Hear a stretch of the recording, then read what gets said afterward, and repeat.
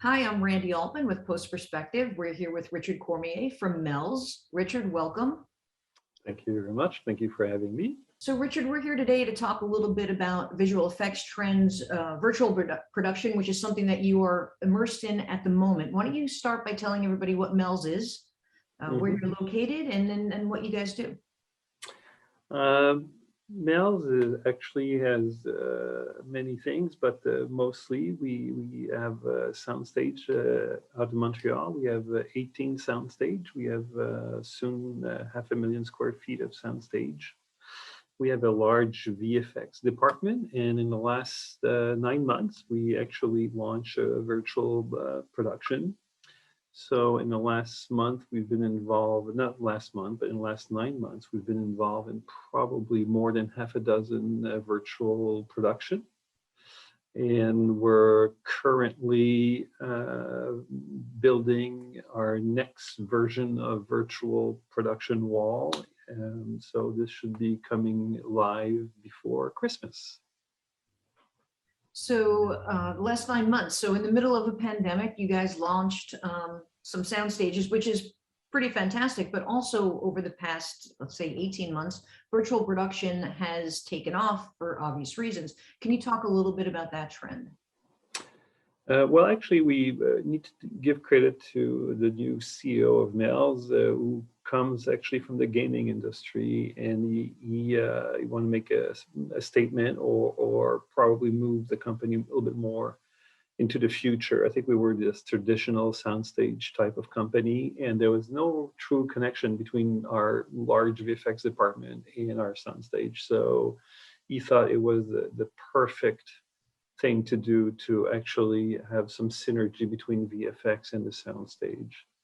Um, Actually, the pandemic was probably just more of a weird time, but then it became just a good time because or good timing because of the obvious reasons of ban on traveling and sanitary conditions and so on and so forth. So it became suddenly an even better move after all. But that was essentially something he wanted to do. So we've put the team together to build it and think about it. I don't know the state of every virtual stage around the world, but what we do have here is really a marriage or really a convergence of VFX and soundstage. So we have multidisciplinary team that knows everything about the stage, lenses, all the camera, all the tracking, all the VFX, all the in-cam stuff. So,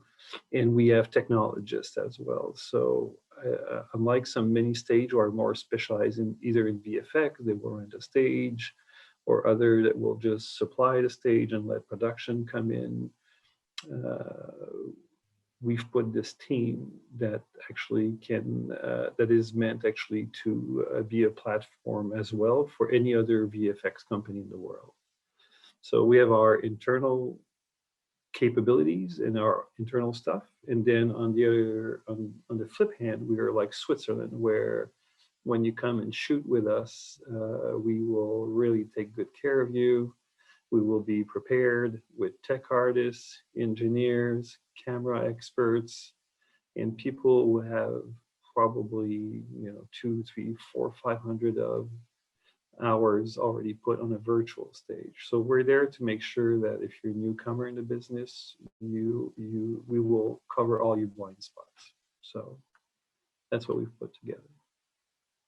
Well, let's talk a little bit more about trends in general for visual effects. How have you seen things change over the last year or 2 years, and where do you expect to see it go?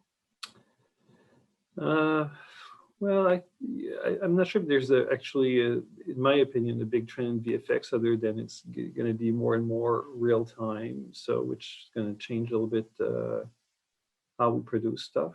I think virtual production is obviously going to grow. We see a slow change. The idea of prepping everything, every asset before the shoot is a big challenge in the way people have been working. So it's going to be a big challenge for another year or two or even more. We see this. We see it in every production.